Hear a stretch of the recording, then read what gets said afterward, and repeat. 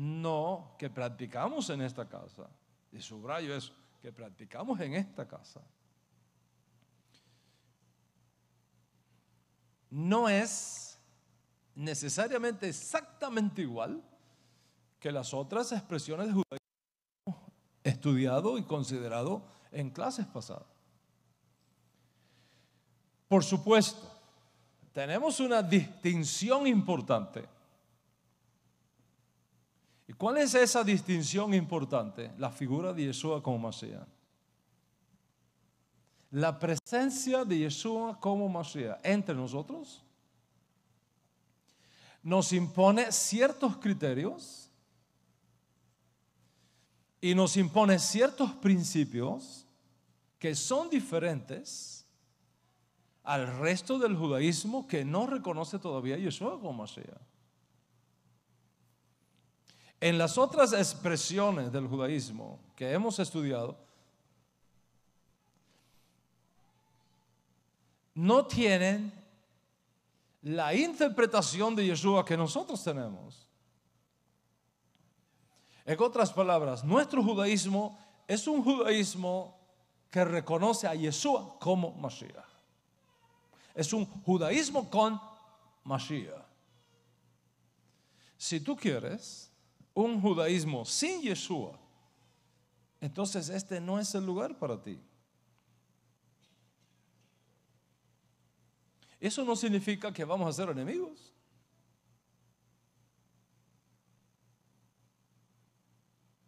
Pero que simplemente tú no vas a encontrar identidad en esta casa si tu concepto de Yeshua es totalmente diferente al concepto de Yeshua que nosotros sostenemos en esta casa.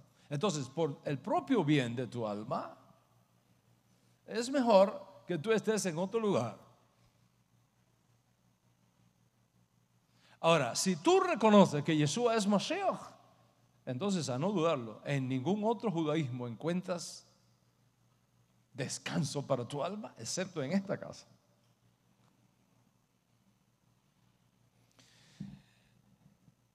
Nosotros no vamos a cambiar a Yeshua.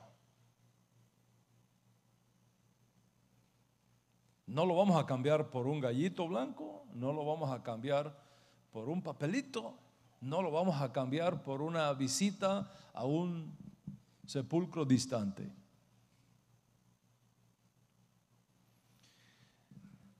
Yo reconozco, como dije en una de las clases pasadas, que uno se encuentra en serios aprietos filosóficos, si quieres ponerlo de esa manera, porque no me gusta hablar de estos temas. Preferiría estar enseñando de otro asunto que de este asunto que nos toma en esta serie. Pero al mismo tiempo, creo que todos en esta sala estamos de acuerdo que aunque el tema es difícil, no podemos callarnos cuando está en juego el destino eterno de una generación. Y si el peso de la redención de una generación a ti no te importa, a mí sí. ¿Cómo puede uno guardar silencio cuando ve las almas incautas de los nuevos judíos y justos de las naciones que no tienen el suficiente conocimiento del judaísmo en sentido general, ni del judaísmo nezarita en sentido particular, siendo atraídos y seducidos por promesas que solamente sirven para unos días en esta edad presente, a cambio de renunciar a su fe en Yeshua como Mashiach y comprometer el destino eterno de sus almas? ¿Cómo puede uno guardar silencio para ser políticamente correcto cuando el destino profético de millones de personas está en la balanza? No estamos tratando con burros, o con caballos, o con oro, o con plata, o con el stock market. Estamos tratando con seres humanos. Estamos tratando con el destino eterno de toda una generación. No es cualquier cosa lo que está en juego. Y entonces, o estamos con Yeshua o nos desligamos de Yeshua. Pero hay que tomar partido y hay que tomar definiciones. Uno no se puede pasar la vida tratando de agradar a los hombres. Ahora, como esta es la última entrega y ya después de esto no voy a hablar más de este tema, creo que es suficiente con todo lo que se ha enseñado. Quiero aclarar que aunque corro el riesgo de ser atacado por muchos de antisemita, por las cosas que me he visto obligado a exponer como doctrinas y teologías extrañas en el judaísmo bíblico y contrarias a la Torah, en ningún momento considero que lo que yo he dicho o vaya a decir hoy fundamenta esas acusaciones. Me considero una persona inteligente, gracias a Dios. Me considero una persona estudiada y soy un continuo buscador, soy un continuo estudiante, soy un estudioso y firme defensor de la Torah. Soy un firme defensor de Israel, un firme defensor de mis hermanos judíos. Y llevo la señal del pacto abrámico en mi carne, que me da la autoridad para decir lo que estoy diciendo. Y aunque no me gusta para nada hablar de mí mismo, y ustedes son testigos de eso, está escrito en la Torah: alábete el extraño y no tu propia boca. En honor a la verdad que tiene mayor peso, es preciso en ocasiones colocarnos en una posición donde uno tiene que decir ciertas cosas. A lo largo de estos últimos 25 años de mi vida pública, los he pasado enseñando Torah en el mundo hispano. 25 años ininterrumpidos enseñando Torah en el mundo hispano. Y según la información que tenemos del Beit Din internacional de nuestra alianza, en estos 25 años aproximadamente 100,000 personas en toda Iberoamérica, desde España hasta la Argentina, que estaban atrapados en las cárceles de la idolatría, tanto de origen yehudí como justos de las naciones, han podido salir de esas cárceles. 100,000 personas. No ha habido país de habla hispana, incluyendo Portugal y Brasil, no ha habido país de habla hispana, incluyendo Portugal y Brasil, que no haya escuchado de mis labios la enseñanza correctiva de la Torah, luchando contra teologías equivocadas, contra la teología del reemplazo, contra la teología de la transferencia, contra el antisemitismo,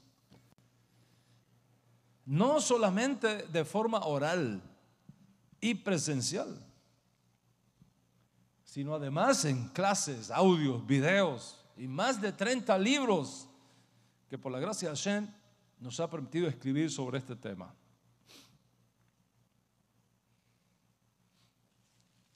Con 15,000 visitas mensuales a una sola de nuestras páginas de información de Torah a las naciones, tú puedes tener una idea de la riqueza del mensaje, de las raíces hebreas con Yeshua que hemos entregado a nuestra generación. Si están en nuestra unión o en nuestra alianza netzarita, no es el punto. No es el punto. Porque cuando enseñamos Torah, no lo hacemos con propósitos proselitistas. Lo hacemos por el honor del cielo. Y lo hacemos por el honor de la Torah misma. Y luego, cada uno es responsable delante de Dios qué hace con la verdad que recibe. Pero no andamos por ahí buscando nuestra propia gloria, sino la gloria del Dios uno y único. Y lo hago porque estoy convencido de una simple realidad. Convencido.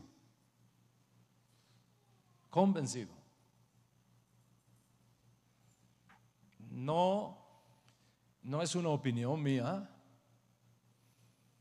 no es una certeza siquiera, es una convicción mía. ¿Y cuál es la convicción? Lo que yo he recibido de mi maestro, que nadie puede venir a la Torah si Hashem no lo trae. Nadie puede venir a Mashiach si Hashem no lo trae y se lo revela. Nadie puede salir de Roma si el Padre no le llena el corazón con la fuerza necesaria para iniciar su retorno a casa y decir: ¿cuántos jornaleros hay en el hogar de mi Padre? Yo aquí me estoy muriendo de hambre. Nadie. Y esta absoluta confianza, que no depende del que quiere ni del que corre, sino de Dios que tiene misericordia, es lo que me alienta en el camino y me asegura por la fe que este esfuerzo no es en vano. Por eso no estamos mendigando números ni buscando prebendas personales. Mi concepto de la redención sería indigno si tales pensamientos mercantiles estuvieran en mi mente. He trabajado sin descanso y sacrificando lo que más quiero en este mundo sin pedir nada a cambio, solamente por el bien grande de la Torah. Y como un subproducto de eso, llevando por años tras años, año tras año, hombres y mujeres, especialmente los nuevos creyentes surgidos de entre las naciones, de generación en generación, haciendo todo mi esfuerzo por llevarlos a Israel, para que conozcan a Israel. Y lo hago porque es mi responsabilidad profética. Y lo hago porque es un compromiso adquirido en base a la convicción y experiencia histórica de mi pueblo. Lo hago para que sean transformados en los mejores defensores de Israel en sus países de orígenes cuando regresen a sus casas y puedan impactar en sus gobiernos, puedan impactar en sus políticos, puedan impactar en los congresos nacionales donde ellos viven, para que sus países sean amigos de Israel, no enemigos de Israel. Y gracias a Dios, muchos de los que con la ayuda del Eterno logramos sacar de las cárceles de la idolatría, han decidido hacer aliyá. Y hoy día viven en Israel con sus familias. Incluso muchos de sus hijos están en el ejército de Israel y sirven como soldados de nuestra patria.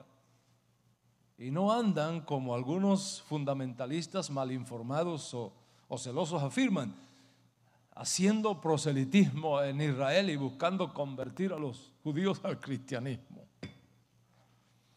Lo aleno. sino exponiendo sus vidas por la patria y dando todo por lo mejor de sus vidas en aras de la protección de nuestro pueblo. Y son los nuevos judíos en Israel comprometidos con la Torah, comprometidos con los mandamientos, no desestabilizando a Israel,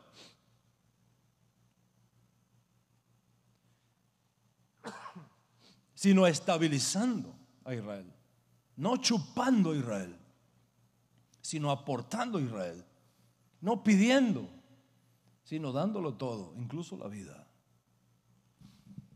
Y cada vez que viajo a Israel, me los encuentro muchos de ellos en las calles de Jerusalén, en Tiberíades, en Tel Aviv, en Haifa. Y no sé cuántas veces, porque ya he perdido la cuenta, que he estado caminando por las calles de Jerusalén y he sentido a mis espaldas, Rabidán, Rabidán. Cuando me volteo, me los encuentro. ¿Qué tú haces aquí? Y dice Aliyah, ya estoy viviendo en Israel hace 1 año, hace 2 años, hace 5 años. Y me narran su historia de retorno a casa. Esa ha sido mi boda, mi servicio ininterrumpido a Dios por los últimos 25 años de mi vida. Ciertamente no todos son agradecidos. Y no tiene por qué sorprendernos tampoco. Ni uno anda detrás de eso. Pero como sucedió con el maestro, sucede con los discípulos. Si al maestro de 10, uno solo vino a darle las gracias, y el discípulo no es más que su maestro, sino bástale al discípulo ser como su maestro, entonces estamos bastante bien. Y a todo el que me comparte su intención de hacer aliyah, le doy el mismo consejo.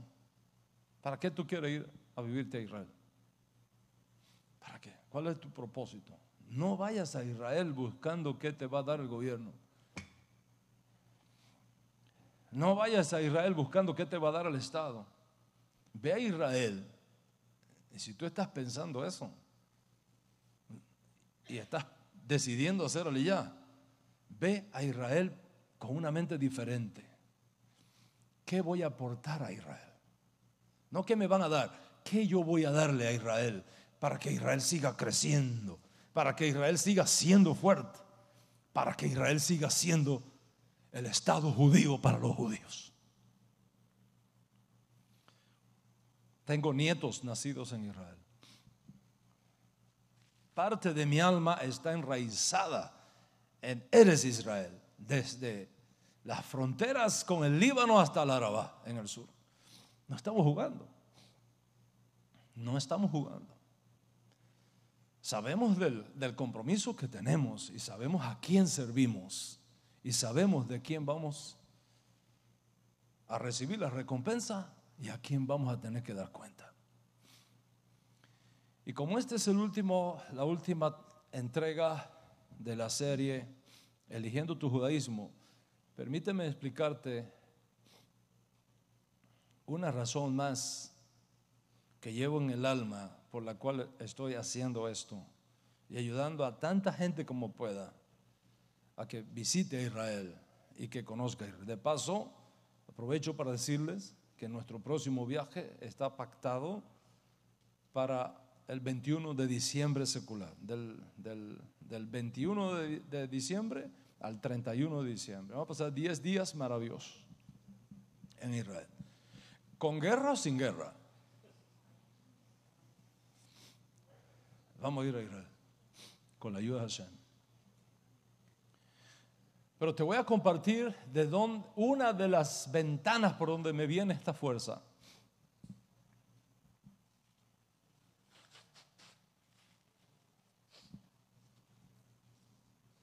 Hace 80 años atrás, 5 años antes de que yo naciera,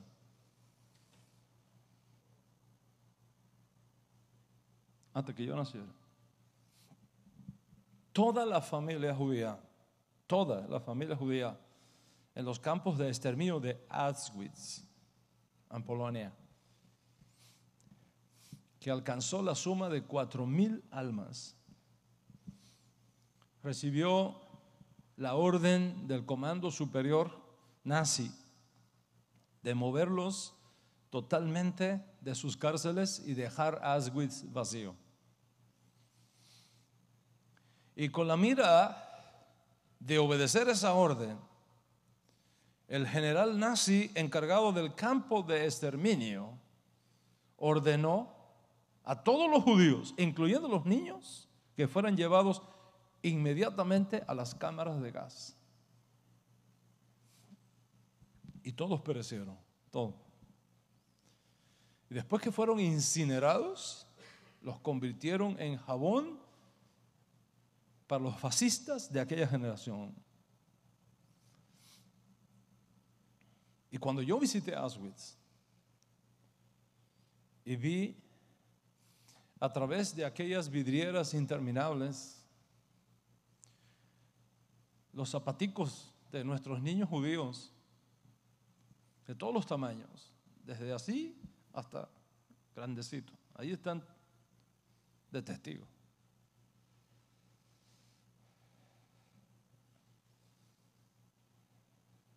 Apilados allí, 3 veces, 4 veces la altura mía, detrás de una urna de cristal enorme.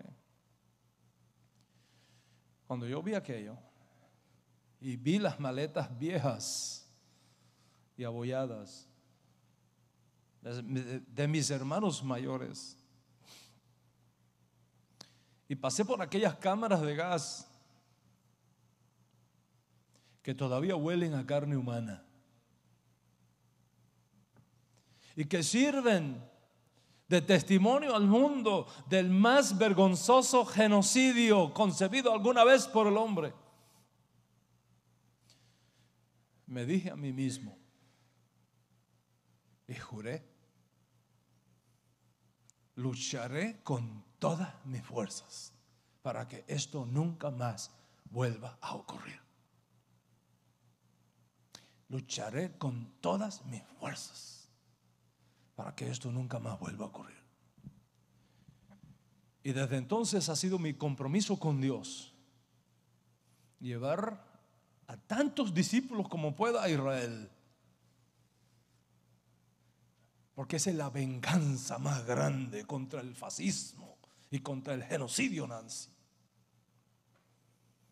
Llevar gente a Israel para edificarlos en la palabra profética y transformarlos en los más extraordinarios embajadores y diplomáticos de Israel delante del mundo, para que las naciones sepan que el Dios de Israel es fiel y que Israel nunca será destruido. Am Israel Chai. Que cuando ellos vayan allí, incluso algunos hasta se queden y hagan vida en Israel, probado que cumplen con todos los requisitos establecidos por las leyes de Israel para hacerlo, y les nazcan hijos de una generación, puedan ver lo que yo vi en Auschwitz, que después de tomarme las fotos en aquellos lugares de tanto contenido, escuché detrás de mí un coro de niños cantando el Shema. Y me regresé a las cámaras de gas y había más de 200 niños acabados de llegar de Israel, de la nueva generación, cantando donde sus abuelos fueron matados y asesinados: Shema Israel, Adonai Eloheinu, Adonai Echad.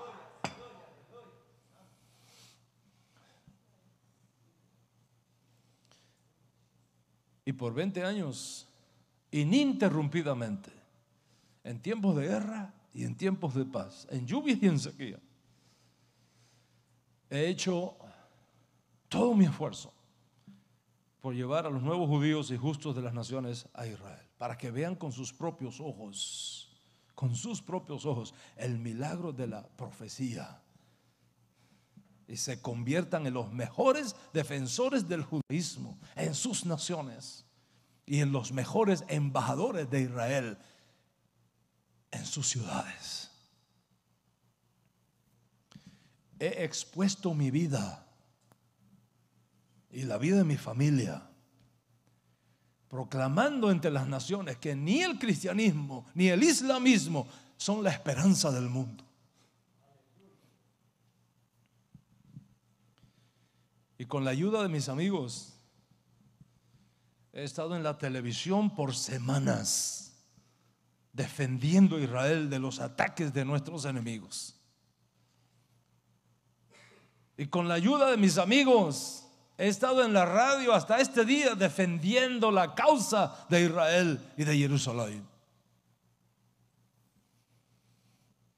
Es más, Hashem en su misericordia nos permitió publicar todo un libro bajo el título En defensa de Israel, en idioma español y ahora traducido al inglés, que va a salir prontamente si el Eterno lo permite.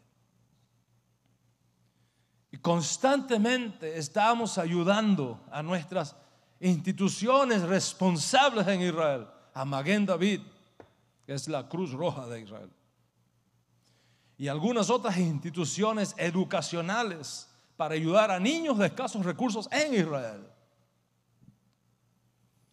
Y en esta guerra que estamos librando contra Hamás, nos hemos unido a organizaciones judías, incluyendo Jewish Federation of North America, contribuyendo gustosamente para que Israel cuente con el dinero necesario para que no paren de tener los recursos, para que el Iron Dome siga trabajando y que no suenen las sirenas más en las calles de Jerusalén y de Tel Aviv.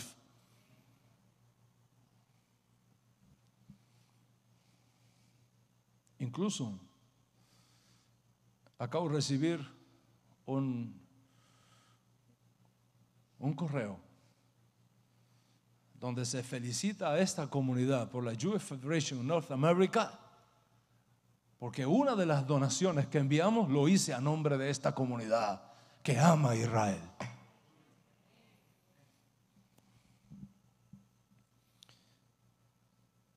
Poniendo así nuestro grano de sal en lo que podamos. Y no hay comunidad que esté bajo mi responsabilidad en el judaísmo que representamos en esta casa, que cada Shabbat en el servicio de la mañana, cada comunidad judía de nuestra alianza no tenga una sección separada para hacer una tefilá a favor del ejército de Israel. De hecho, lo hicimos esta mañana aquí. Y reto a todos los que nos viven criticando y enviando correitos y lanzando videos, a que vengan y nos presenten cuál es su hoja de servicio a Israel. Que se dejen de demagogias y nos presenten cuáles son realmente sus hojas de servicio a Israel. ¿Qué han hecho? ¿Y qué están haciendo para cuidar de nuestro pueblo? Excepto sembrar odio sin causa y la expansión del síndrome del rechazo y el chauvinismo elitista que no tiene futuro en la humanidad. Y digo esto, y me he colocado en la posición casi obligada a decir esto, para que nadie vaya a pensar ni le pase por la mente que las cosas que he expuesto aquí son contra la Torah, y mucho menos contra el judaísmo, ni mucho menos contra nuestro pueblo Israel. Porque como dijo uno de nuestros grandes maestros del pasado, no tenemos nada contra nuestro pueblo ni contra las costumbres de nuestros padres. Mis escritos son pro Torah, pro Israel y pro judaísmo. Pero eso no significa que tenemos la mente cerrada y los ojos cerrados. Tenemos puntos de divergencia con el resto del judaísmo, como lo conocemos hoy día, igual que ellos tienen puntos de divergencia con nosotros. Y así como en todas las cosas ellos no están de acuerdo con nosotros, nosotros en todas las cosas no estamos de acuerdo con ellos. En otras palabras, estamos de acuerdo en que no estamos de acuerdo en todas las cosas. Pero de ahí a asumir otra cosa es un grave error. Eso sería como decir que por cuanto no me gusta el helado con sabor a melón, no me gusta el helado. No, un momentito. Me gusta el helado. Es decir, el judaísmo. Pero hay algunos sabores en el helado que no son de mi elección, porque yo creo que hacen daño a mi salud.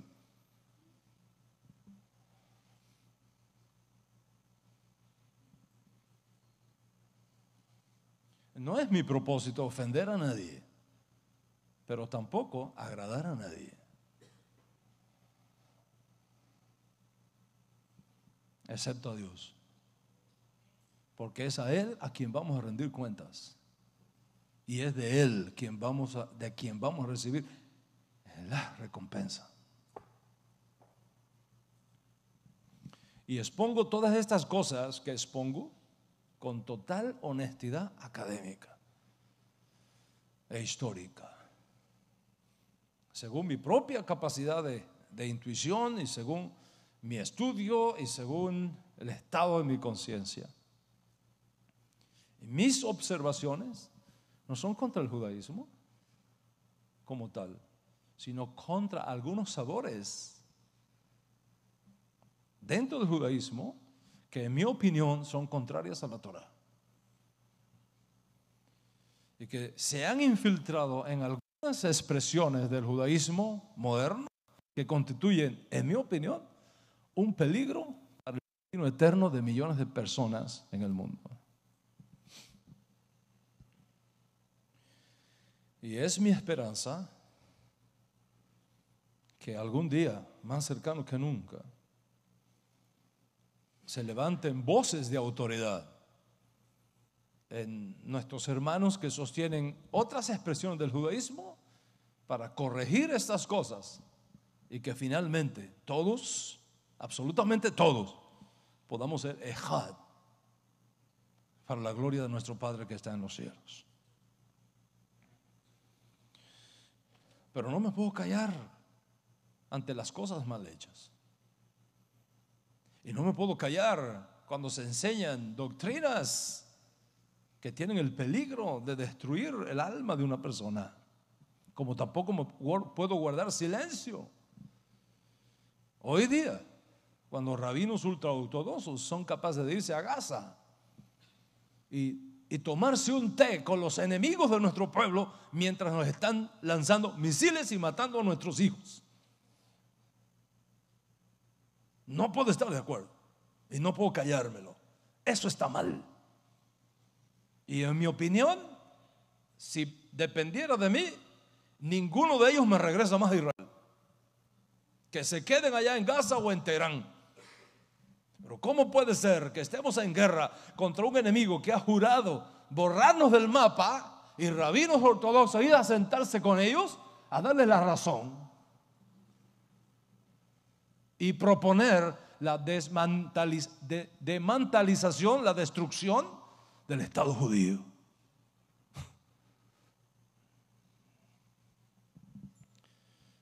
¿Cómo es posible que guardemos silencio ante el crimen de ser perseguidos y despojados de tus propios nietos por el simple hecho de que tú no crees igual en ciertas cosas?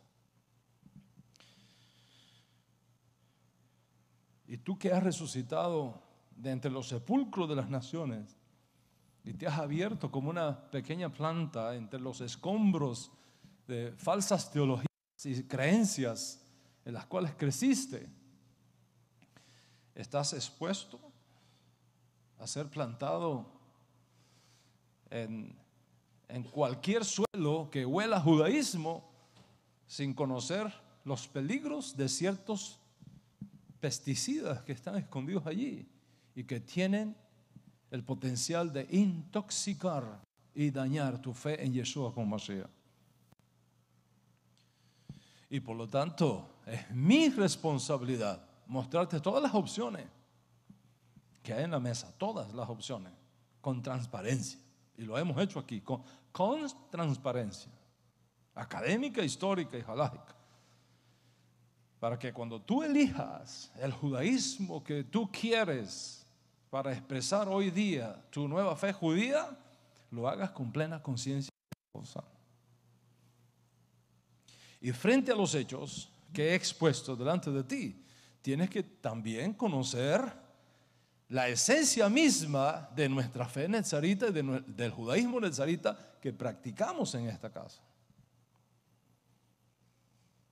Y es por eso que he venido explicando algunas cosas que son importantes conocer de nuestro judaísmo nezarita, de su diversidad, de las confirmaciones arqueológicas que defienden nuestra interpretación de ciertos textos de la Torá, de dar respuestas a preguntas extremadamente importantes, restaurando la judaidad del Código Real y restaurando la judaidad de nuestro Santo Maestro Yeshua Mashiach. Y te hablé del bajo nivel de escolaridad académica de aquellos que lanzan videos burlándose del Código Real, que para toda persona que ha estudiado suena a locura, porque desconocen los principios elementales de cómo leer las Escrituras prácticamente. Y he traído a la mesa como testigos a rabinos y grandes rabinos de todas las épocas, de muchas naciones, desde Hungría, Polonia, Italia, Israel, que han descubierto en Yeshua al Mesías de Israel.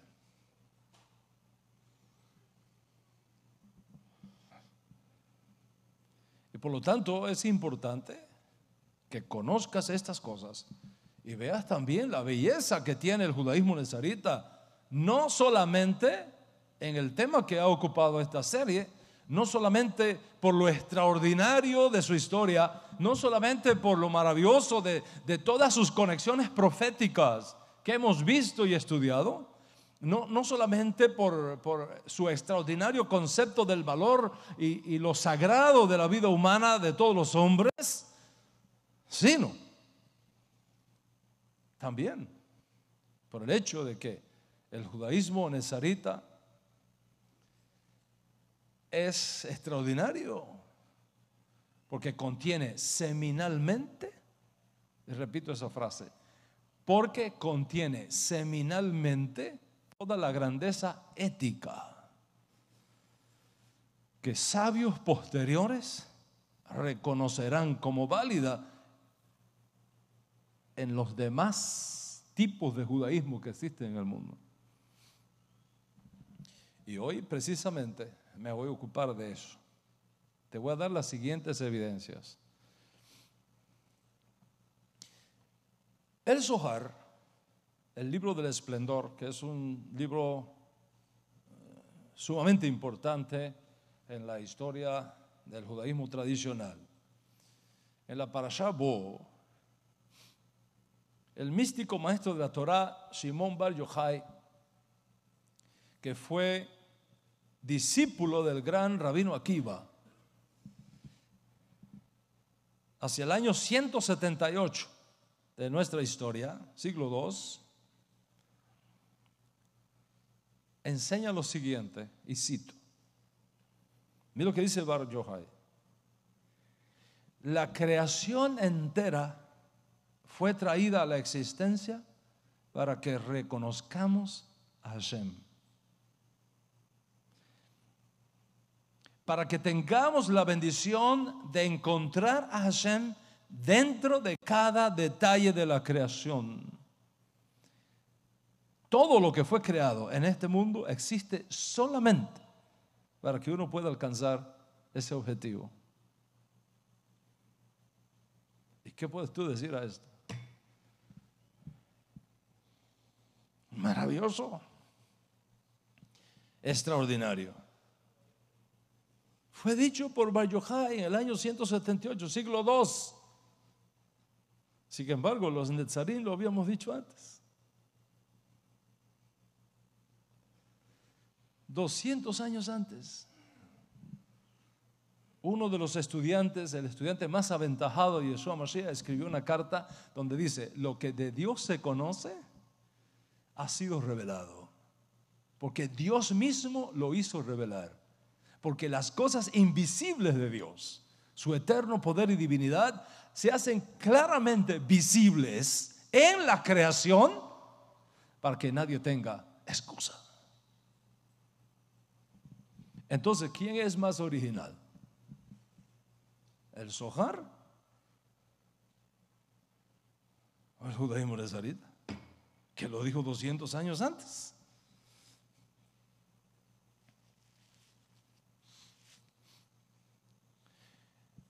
Te doy otro ejemplo. Está escrito en la Torah: amarás a tu prójimo como a ti mismo.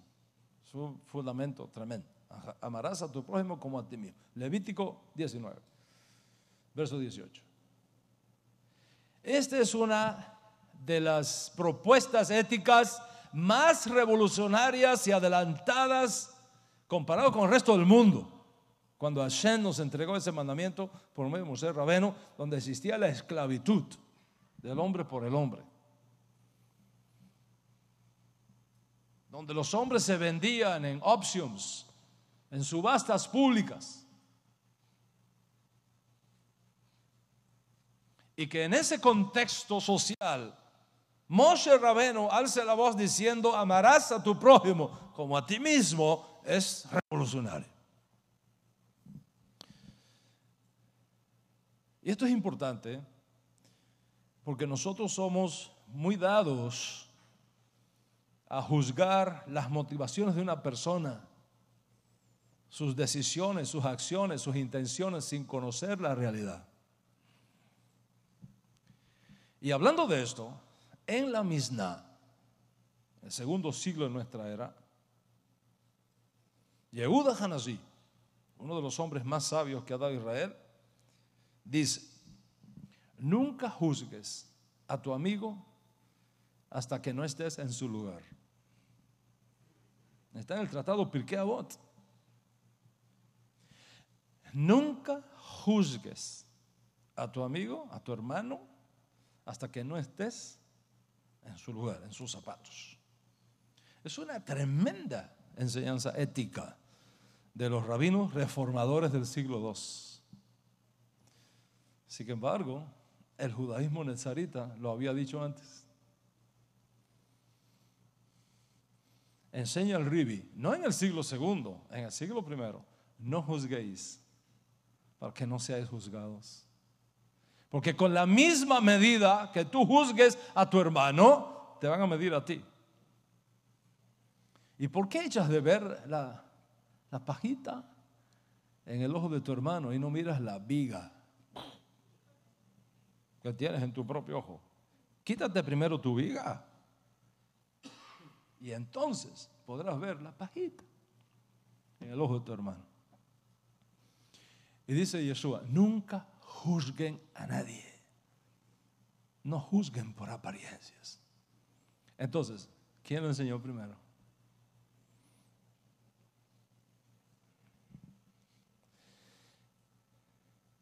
¿Cuál es el mandamiento que resume todos los mandamientos? ¿Cuál es el mandamiento que resume todos los mandamientos?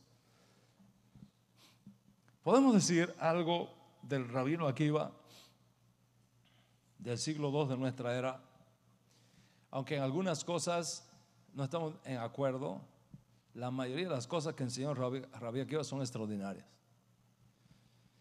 Y hablando de este mandamiento dado por Moshe Rabeno, de amar al prójimo como uno mismo, mira lo que enseñó el Rabbi Akiva, siglo II. Y lo enseñó no en cualquier contexto. Lo enseñó en el contexto cuando él vio que se le murieron 24,000 discípulos en pocas semanas. Se fueron muriendo por cientos, por miles, todos los días. le fueron muriendo. De 24,000 discípulos que tenía, le quedaron 5, nada más. Y entonces, reflexionando sobre la causa por la cual se le murieron todos sus discípulos, excepto 5, él llega a una conclusión. Todos murieron por esta plaga porque no se respetaban el uno al otro. No se respetaban. Y entonces tomó a los 5 que le quedaron y les dijo esta misna: el amor al prójimo como a uno mismo es toda la Torah. El amor al prójimo como uno mismo es toda la Torah. De acuerdo con el Rabí Akiva, de los 3 grandes mandamientos por los cuales se sostiene todo el judaísmo, Hashem, Torah, Israel, amar al prójimo es el más importante, incluso primero que el amor a Dios. Porque el amor al prójimo resume toda la Torah, según Akiva, siglo II. Sin embargo, el judaísmo nazarita ya lo había dicho antes. El más aventajado discípulo de Yeshua Mashiach dice: el amor al prójimo es el resumen de toda la Torah. Porque cuando tú amas al prójimo, en él amamos a Dios que no vemos. Porque si tú no amas a tu prójimo que ves, ¿cómo vas a amar a Dios que no ves? Toda la Torah, dice Rav Shaul, se resume en un solo mandamiento: ama a tu prójimo como a ti mismo. Entonces, ¿quién lo dijo primero? ¿El Rabí Akiva, el más aventajado discípulo de Yohanan ben Zakkai? ¿O el rabino Shaul, el más aventajado discípulo de Rabbi Yeshua Mashiach? No fue Akiva quien lo dijo primero, fue Shaul quien lo dijo primero. ¿Cuántos entienden lo que estamos hablando aquí? ¿Y qué diremos de la unión con el sádic de tu generación? La Torah enseña, por ejemplo, que tenemos que hacerle guerra a Amalek. Todos los días de tu vida hay que hacerle guerra a Amalek. Que borrar la memoria de Amalek en cada generación. Así está escrito en la Torah. Amalek, preste mucha atención. Amalek, históricamente hablando, fue aquel enemigo consejero del faraón que le propuso al faraón destruirnos en Egipto. Y cuando él vio que escapamos y que cruzamos el mar de Suf como por tierra seca, siguió persiguiendo a Israel por la retaguardia. Y cada vez que se encontraba un judío atrasado, rezagado, cansado, enfermo,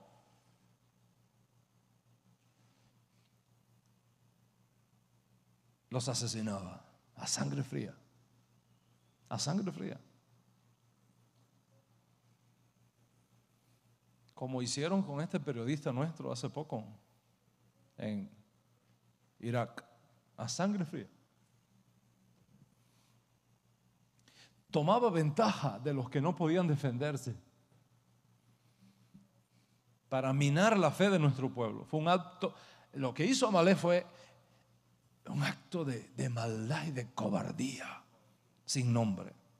Y Dios le dijo a Moisés: borrarás la memoria de Amalek de la tierra. Entonces, eso es lo histórico. Lo histórico. Desde entonces, los sabios de nuestro pueblo han visto también a Amalek como el enemigo oculto en el camino. Y como tal, vino a ser representativo de Sejará, que está escondido en nosotros, la mala inclinación. Y hablando de Yeshua, representado en la figura histórica de Amalek, el maestro hasídico Nachman de Breslov, bisnieto del Baal Shem Tov, para el año 1801, siglo 19 de nuestra era enseña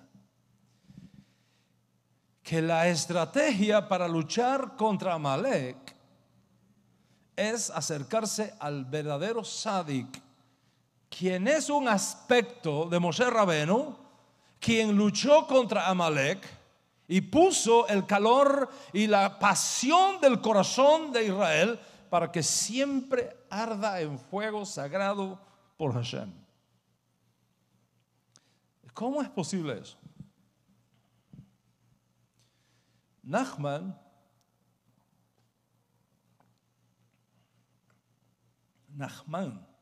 de Breslov enseña que a través de acercarte a un verdadero sádic y unirte a él,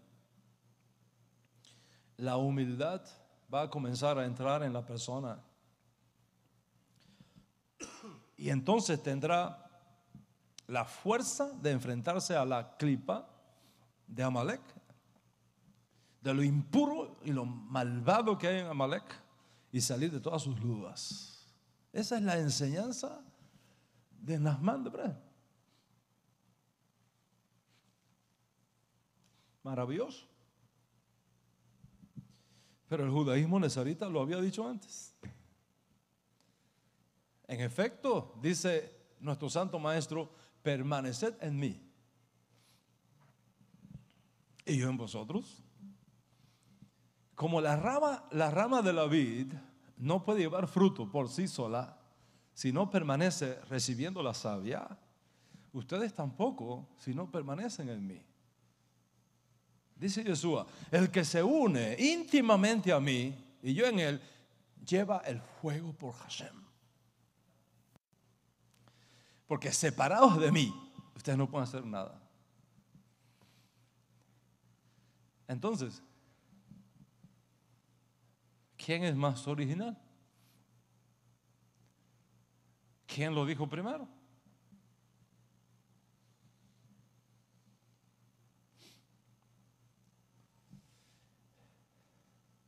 Enseña el Rebbe Nachman de Breslov, bisnieto de Baal Shem Tov, 1801, de la importancia de la oración.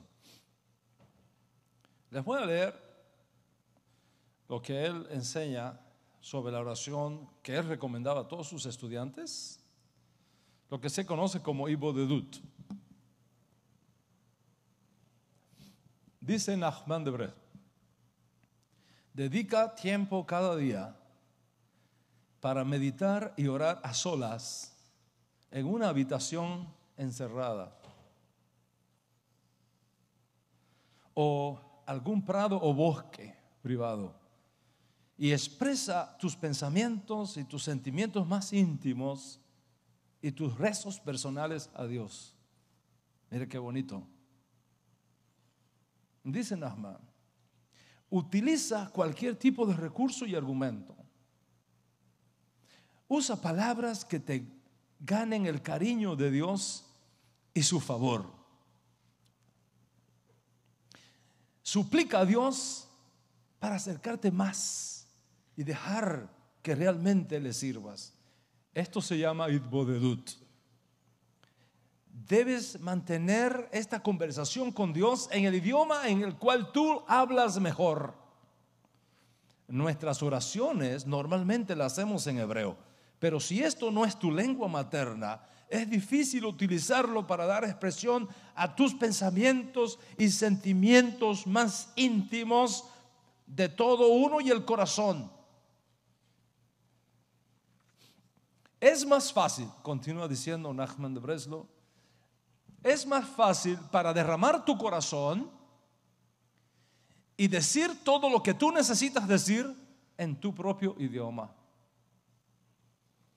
Y debes decirle a Dios todo lo que sientes, ya sea la contrición, el deseo de arrepentirte o peticiones y súplicas que tengas de acuerdo a tu nivel. Itbodedut es de gran valor. Es la manera correcta de acercarse a Dios. Incluye todo lo demás. No importa lo que falta en tu servicio a Dios. aunque te sientas totalmente alejado, dile a Dios todo y pídele todo lo que necesitas. Enciérrate solo en un lugar y ora a Dios en tus propias palabras. Maravilloso, maravilloso. Son consejos de inestimable valor y lo apreciamos. Y hasta el día de hoy, los Breslos siguen esta práctica, es su maestro. Y ellos consideran el Ibodedut la forma más elevada y efectiva de oración que existe. Maravilloso. Pero el judaísmo nezarita lo había dicho antes, 1771 años antes de Breslov. Nuestro Ribi dice: cuando tú vayas a rezar, entra en tu cuarto y cierra la puerta y órale a tu padre que está en secreto, y tu padre que ve en secreto te va a recompensar en público. Entonces, ¿quién lo dijo primero? Y Bodedut no es creación del Rebbe Nachman de Breslov, es la enseñanza del Ribi Yeshua, el maestro de justicia de Israel y del mundo. Y Bodedut no es la enseñanza del judaísmo ultraortodoxo hasídico, es la enseñanza primaria del judaísmo nezarita. Entonces, ¿qué hace un nezarita en Breslov?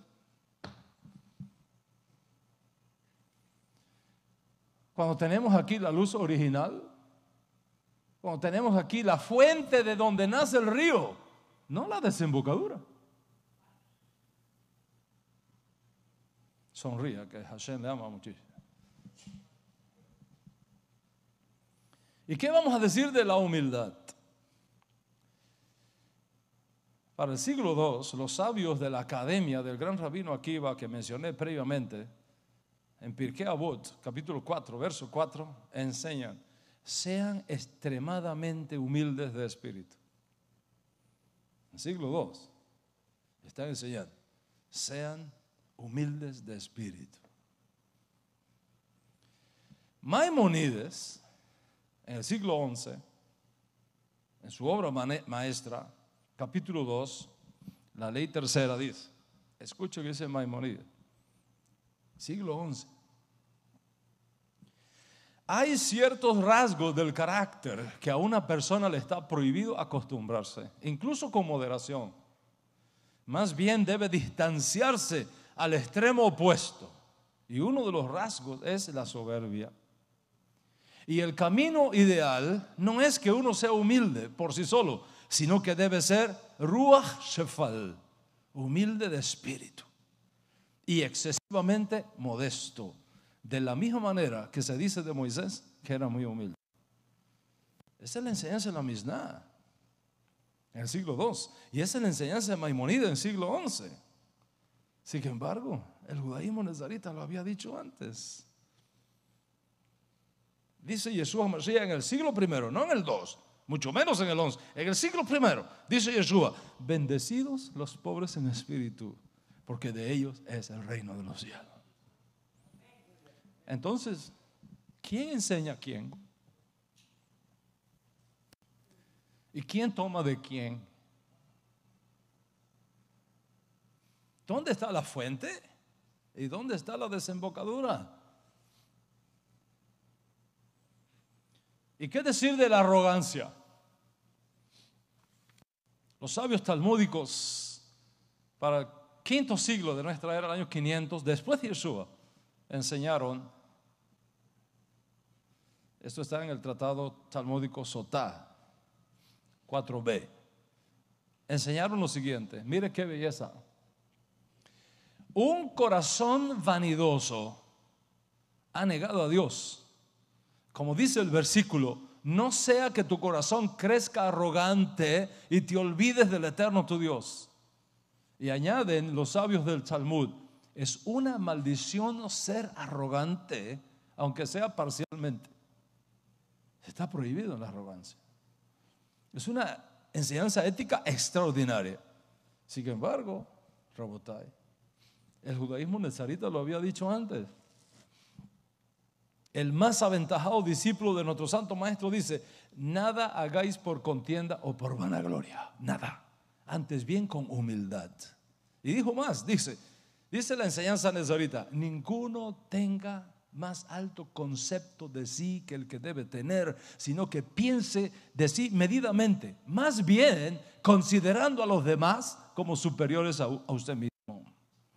Y siguiendo esa misma línea de pensamiento, otro discípulo de Yeshua escribe a los jóvenes de su generación y les dice: jóvenes, estén sujetos a vuestros jueces, y todos vestidos de humildad, porque Dios resiste a los soberbios, pero da gracia a los humildes.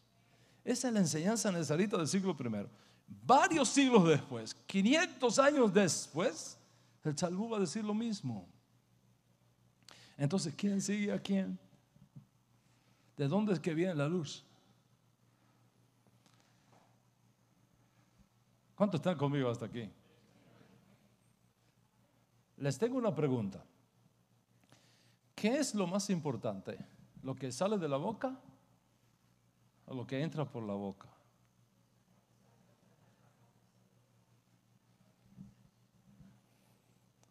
¿Qué es más importante? ¿Lo que entra por la boca o lo que sale de la boca? Les voy a enseñar lo que enseñó el Baal Shem Tov, el Rabí Israel. El movimiento Haredim, iniciado, la dinastía Haredim, iniciada por Baal Shem Tov en el siglo XVIII, que contiene una de las enseñanzas más extraordinarias de este rabino. Escuchemos lo que enseñó. Dice: la palabra kosher o kasher que sale de la boca es más importante que lo kosher que entra en la boca. Lo verdadero kosher no es tanto lo que dejamos entrar en la boca como lo que dejamos salir por nuestra boca. Es decir, según el Baal Shem Tov, lo que entra tiene que ser kosher, pero más importante todavía, que lo que salga de ti sea kosher. Tremendo, ¿no? Maravilloso. Pero el judaísmo nazarita lo había enseñado antes. 1700 años antes del Baal Shem Tov, un joven rabino en las calles de Kefarnahum enseñó: no es lo que entra en la boca lo que contamina al hombre, es lo que sale de la boca lo que contamina al hombre, porque es de adentro del corazón del hombre donde salen los adulterios, las mentiras, los asesinatos, y eso es realmente lo que contamina al hombre. Entonces, ¿quién sigue a quién? ¿De dónde proviene la luz? Y ahora voy a tratar un tema que es sumamente neurálgico. Como esta es la última, me aguantan.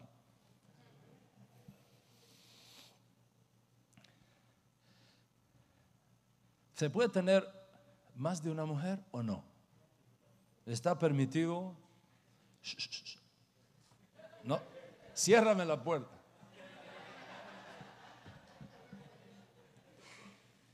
¿Está permitido tener más de una mujer a un solo hombre o no?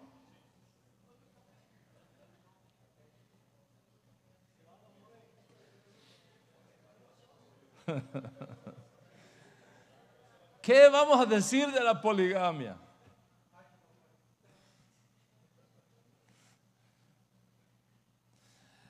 El tema del matrimonio y el tema de la familia es sumamente complejo.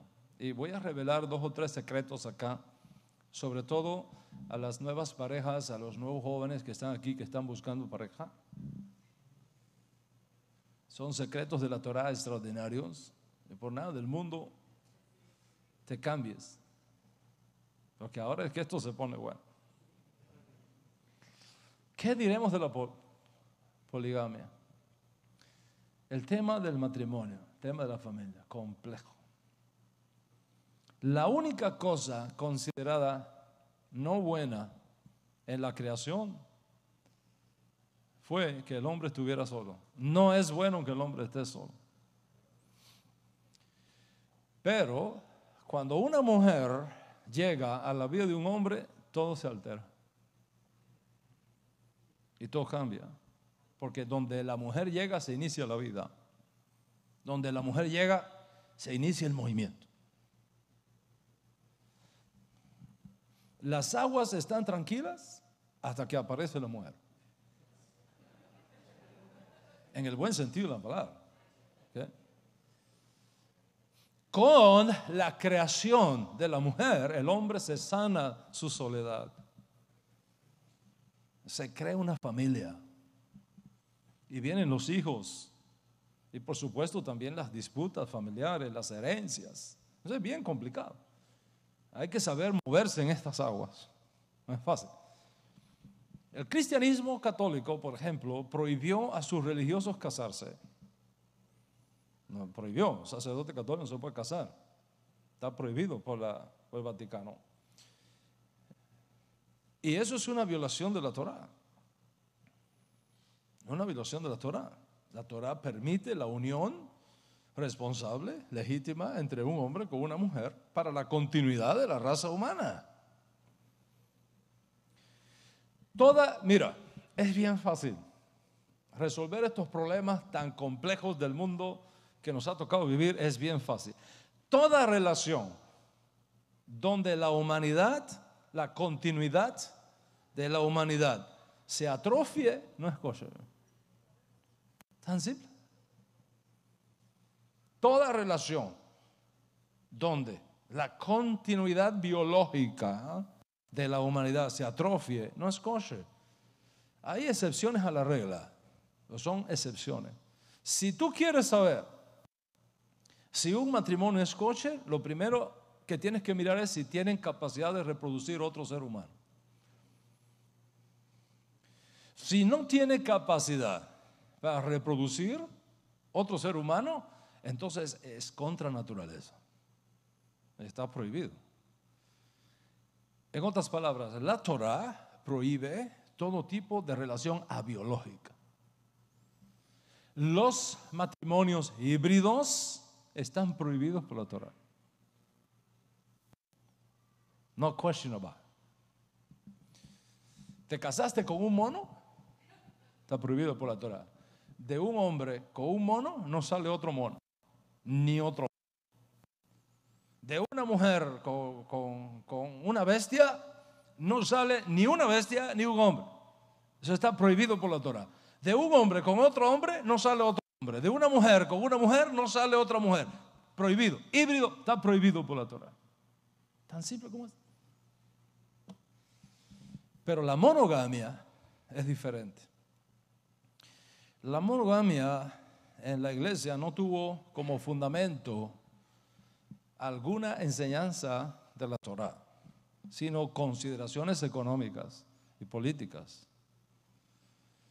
Para la iglesia es muy importante que las acciones de las riquezas históricas del Vaticano que heredaron del Imperio Romano y que incrementaron con las conquistas del mundo, acciones a las que tiene acceso todo sacerdote, todo obispo, todo cardenal, papa, no pasen si se casan a la esposa. Porque si se casan, entonces las acciones hay que dárselas a la mujer también. Y si tienen hijos, hay que dárselas a los hijos. Y entonces hay una merma de riqueza que tiene el potencial de empobrecer la iglesia. Por lo tanto, no puede casarse. Cuando el sacerdote muere, el único heredero es la iglesia otra vez. Todo vuelve otra vez al Vaticano. Si el sacerdote tiene relaciones ilícitas fuera del sagrado pacto matrimonial, fue un asunto aceptado por Roma de manera informal, ya que los hijos habidos en esas relaciones ilícitas no podían heredar nada porque no eran legítimos. Y segundo, si había que asesinarlos y eliminarlos, se hacía y no pasa nada. Y eso es lo que explica por qué a cada rato cuando se levanta un convento antiguo, descubren cementerios de niños allá abajo. En cuanto a la poligamia y lo complejo del asunto, en un punto determinado y fundamentado, es un derecho otorgado a la Torá para interpretar estas condiciones y estas situaciones. La Torá da a los jueces de Israel autoridad para interpretar la Torá cuando las condiciones cambien, para saber cómo hacer relevante la Torá en esas nuevas condiciones que han llegado. Y Rabino Shaul de Tarso, en nombre del maestro, prohíbe la poligamia. Marido de una sola mujer. Esa es la sentencia final a que llega Rabbi Shaul. Ahora, la Torá específicamente no prohíbe que un hombre tenga múltiples esposas. La Torá no lo prohíbe. Especialmente si hay esterilidad en el proceso. Abraham tuvo más de una esposa al mismo tiempo. Jacob la tuvo, Moisés la tuvo, David la tuvo, y por supuesto, ya ustedes conocen la historia de Salomón. 700 mujeres, 300 concubinas, 1000, más las 1000 suegras que vienen en el paquete, ¿no?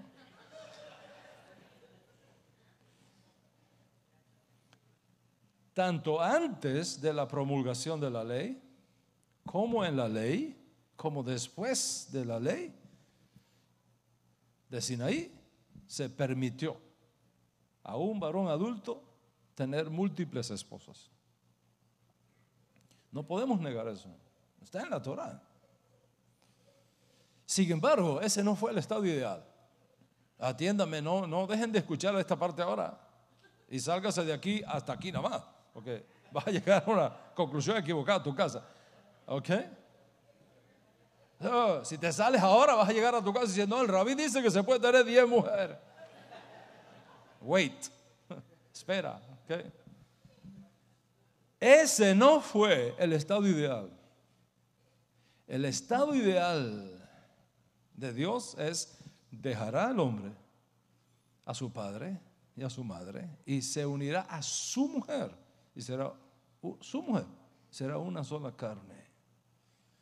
Un hombre con una esposa y una esposa con un hombre. Adán solamente tuvo una esposa.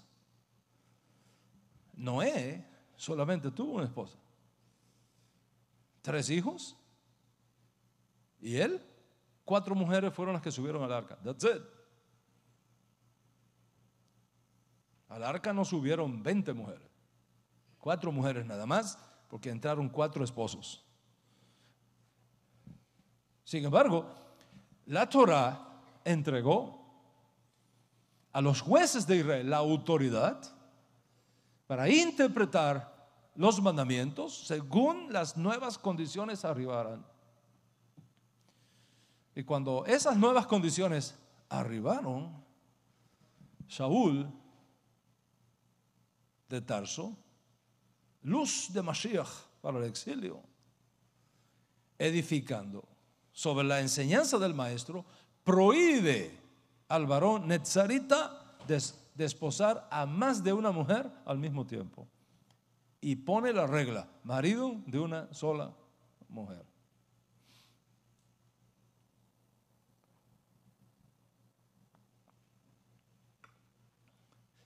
Rabí Shaul tuvo que tomar esta decisión por múltiples razones, entre las cuales al menos estaban las siguientes. Número 1, Shalom Bait. Evitar los problemas de celos y rivalidades entre las mujeres en la misma casa, que luego pasaran a los hijos. Es un problemón. Segundo, para que no hubiese discriminación entre las esposas y se dañara la comunidad y se dañaran los hijos. Tercero, por insuficiencia económica. Recuerda los altos impuestos que había en el Imperio Romano. Y para que un esposo pudiera proveer apropiadamente, como manda la ley, en igualdad de condiciones para todas las esposas, es decir, ponerle una casa a una y a otra y a otra y a otra, y suplirle todas las necesidades materiales a cada una, a todos los hijos, en igualdad de condiciones. Para decirlo en lenguaje moderno, si le comprabas a una o un BMW, un BMW o un Mercedes, a la otra tenía que comprarle otro Mercedes igual, y a la otra otro igual, y a la otra otro igual. Si le ponías una casa a una de 2 pisos, tenías que poner una casa a otra de 2 pisos, para que no hubiera rivalidad.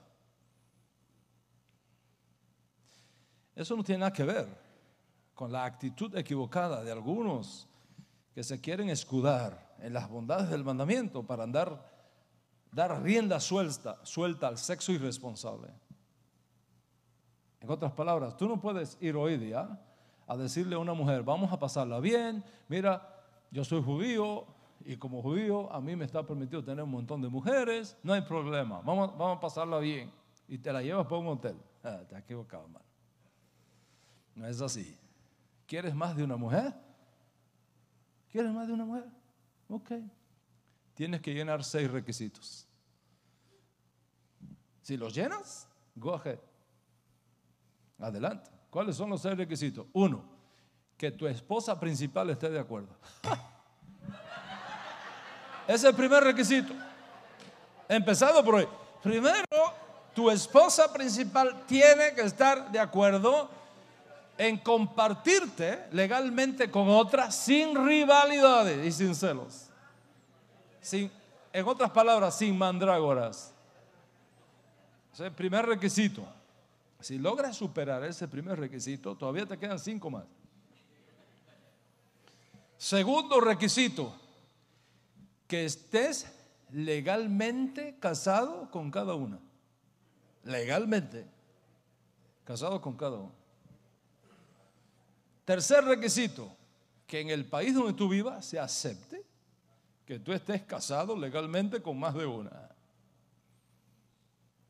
Cuarto requisito, que tengas suficiente dinero en el banco para dividir toda tu riqueza entre todas tus mujeres y entre todos tus hijos sin discriminación. Quinto requisito, que le funcione sexualmente a todos, sin discriminación. Y sexto requisito, asegurarte que los hijos habidos en esas relaciones se conozcan para luego no tener el dolor de descubrir que un hijo tuyo aquí se casó con su propia hermana allá porque no se conocían.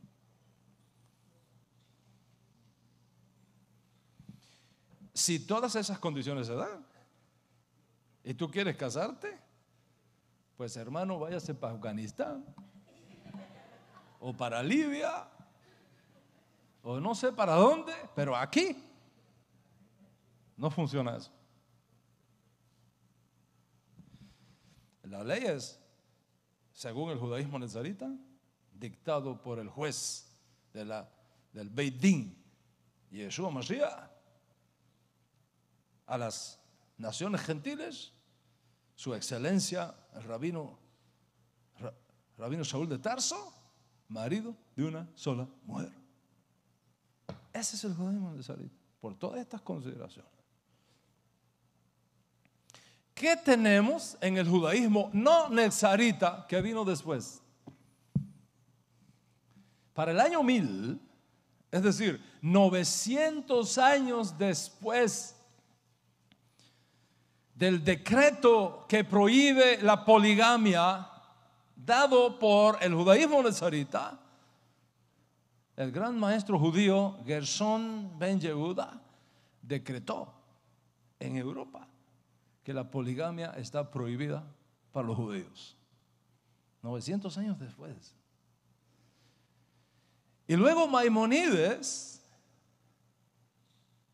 2 siglos más tarde, enseñó que con la posible excepción de los reyes, en el evento que vuelva a verlos, está prohibido para un judío tener más de una mujer.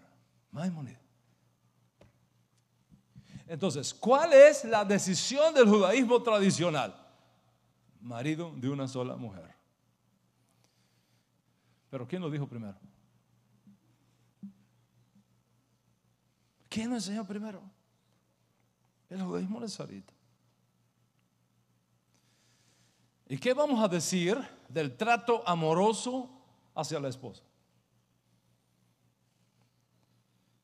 La manera tierna que el esposo debe tratar a su esposa. Dice el Talmud, escucha, dice el Talmud, cuando vayas a hablar con tu esposa, baja un escalón. Qué lindo, ¿no? Cuando tú vayas a hablar con tu esposa, baja un escalón. ¿Qué quiere decir que tienes que bajar un escalón? El cuidado que puso el judaísmo reformador post segundo templo hacia la familia. Para los sabios del Talmud, esto fue tan sagrado. Le voy a leer una máxima que enseñaban los sabios talmúdicos. Nunca te sientes junto a una mujer casada, ni bebas vino con ella en una mesa. No sea que tu corazón se enamore de ella y tu pasión te lleve a la ruina. Usted no puede sentarse solo con una mujer casada. Usted no puede ir a un restaurante y sentarse con una mujer casada a tomar vino. Está prohibido por el Talmud, los sabios talmudistas. O sea, bajar un escalón significa ponerte en su lugar, mirar su punto de vista, ponerte a la altura de la mujer, ponerte a la altura de sus ojos, hacer todo tu esfuerzo como varón para ver lo que ella está viendo y procurar sentir lo que ella está sintiendo. Eso es un principio extraordinario para la familia. Y aquí les voy a dar un secreto basado en todo esto. A los muchachos que están buscando novia o no, chicas que están buscando novio, están orando a Dios por un varón, y para chicas que están buscando, los chicos que están buscando una chica para casarse. Aquí va el consejo. Mira, que es la parashá de hoy. Mira cómo tu futura suegra trata a tu futuro suegro, porque así es que te van a tratar a ti.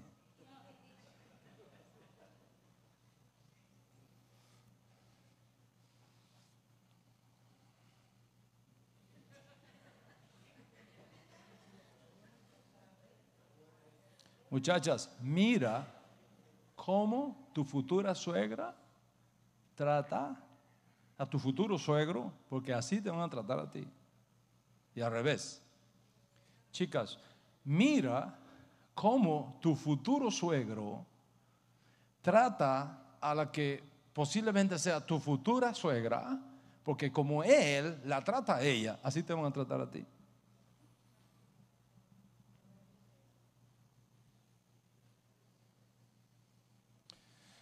Esto no lo podía decir yo cuando tenía 20 años, pero ahora sí lo puedo decir.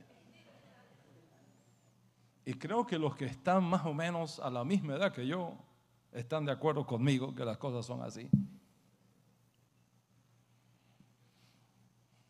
Entonces, pon los sentimientos a un lado y toma decisiones en base a tus principios. Porque de ahí depende tu felicidad después y la de tus hijos.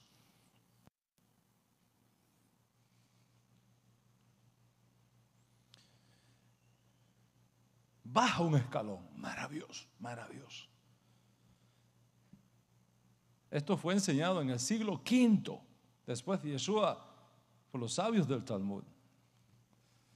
No obstante, el judaísmo netzarita lo había dicho antes, 500 años primero. Uno de los estudiantes de Yeshua dice: ¿cómo tiene que ser la relación del esposo con su esposa? Dice: no le puedes gritar a tu mujer, no la puedes insultar, no la puedes avergonzar delante de terceros, no le puedes poner cargas que ella no puede llevar. Darle honor a la esposa como a vaso más frágil y coheredera de la vida, para que tus oraciones no tengan estorbo. ¿Qué tenemos entonces? Y lo que el judaísmo tradicional muestra al mundo como el auténtico judaísmo fue enseñado primero por el judaísmo nezarita. Y el tiempo me faltaría para hablar de la paz, de la honestidad, de la honradez, del servicio a Dios, de la plegaria, de la tzedaká, del maser, de las buenas obras, del trato y relaciones con el sexo opuesto, el trato a los hijos. No hay principio ético, ni en el judaísmo ortodoxo, ni ultraortodoxo, ni conservador, ni reconstruccionista, ni reformista, ni de ningún tipo de judaísmo conocido en el siglo XXI que tenga un principio ético de la Torá que primero no fue enseñado por el judaísmo nezarita.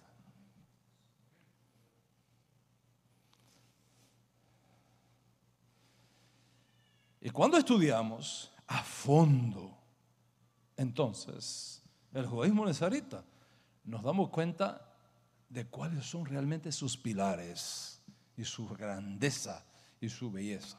Primero, su esencialidad hasídica, su esencialidad hebraica.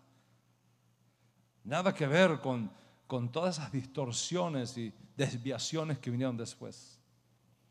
Segundo, que los sabios posteriores, como los casos que he citado aquí, están todos en línea con la enseñanza nezarita.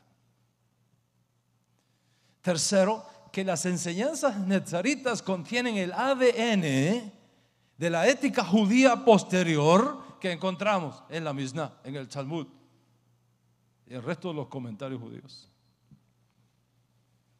Y en cuarto lugar, lógicamente, que la enseñanza nezarita, por ser más antigua que la talmúdica y la misnaica por siglos, está mucho más cerca a los hombres de la gran asamblea, a los profetas, a los ancianos, a Yahshua y a Moshe, que todas las sectas judías que surgieron después. Y por lo tanto, aunque no es la única expresión del judaísmo único que recibimos de Moshe, representa lo mejor que hay en el judaísmo, no importa de qué lado lo mires. Conclusión: que en el judaísmo nezarita tenemos todo lo necesario para vivir un judaísmo de excelencia, un judaísmo de clase, un judaísmo en línea con Moshe, en línea con los profetas, en línea con la Torá y con Dios. Hacer de este judaísmo tu forma de vida, con toda esta riqueza y con toda esta belleza, te coloca no solamente en una zona de extraordinaria seguridad ética, teológica y halájica, sino sobre todo en la mejor posición posible para servir de orientación segura a nuestra generación y a nuestro pueblo. Shabbat Shalom, paz sobre todo Israel.